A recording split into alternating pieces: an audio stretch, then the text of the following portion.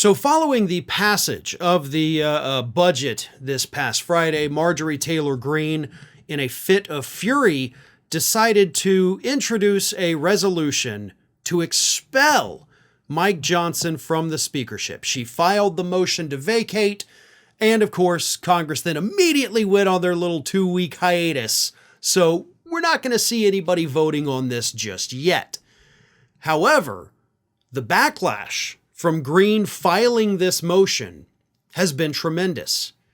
But the funny thing is that you've got Republicans out there that are pissed off about this, but they're actually not even really blaming Greene. They, instead, are blaming Matt Gaetz, because Matt Gaetz actually opened up the floodgates for people to be able to just oust a speaker anytime you get the whim.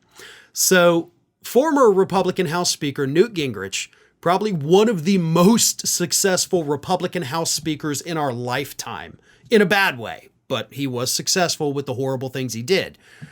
He went out there this past weekend, gave an interview where he laid out how and why this is actually all Matt Gaetz' fault.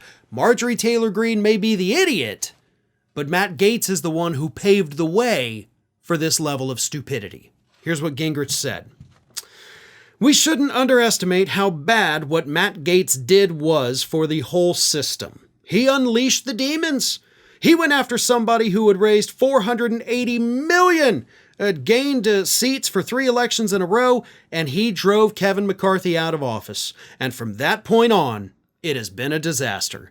I don't blame Johnson. I think Johnson has a hand that's virtually impossible to play. And that's where I think some of the people just make it worse.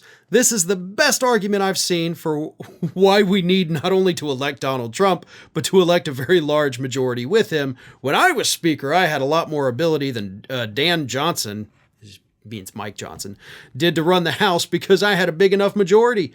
You could have 5 or 10 people who were crazy, and you can still govern." Okay, well, Matt Gaetz unleashed the demons, right? Because as Gingrich said, ever since then, it's just been chaos, right? Because before Matt Gaetz introduced the resolution to vacate the speakership, everything was going swimmingly for Republicans in the House, right? Like, no.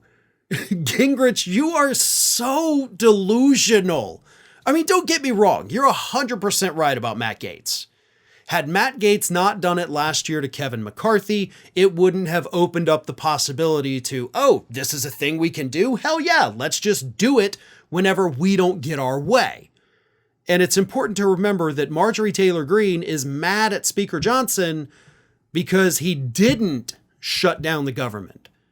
She wanted a full-blown government shutdown in an election year when her party has a razor-thin majority that is about to get even smaller, and this is what that idiot did. But she did it because Matt Gaetz showed her and the rest of the party the way. Now, I will obviously take issue with other things Gingrich said, like, this is why we need Donald Trump. No, you idiot. This is part of the impact that Trump has had on the Republican Party. Because Donald Trump is a whiny little man baby, and he taught Republicans that it's okay to throw a temper tantrum when you don't get your way. It's okay to just take your ball and go home if everybody's not playing by your rules and your rules only. He dumbed down the Republican Party, even more so than George W. Bush did. But not only did he dumb it down, he made it more immature.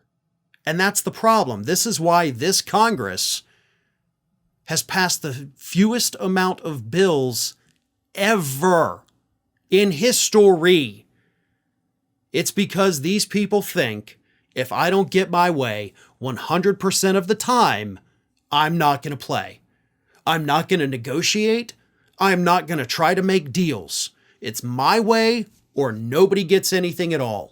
That is the problem with these Republicans in the House of Representatives.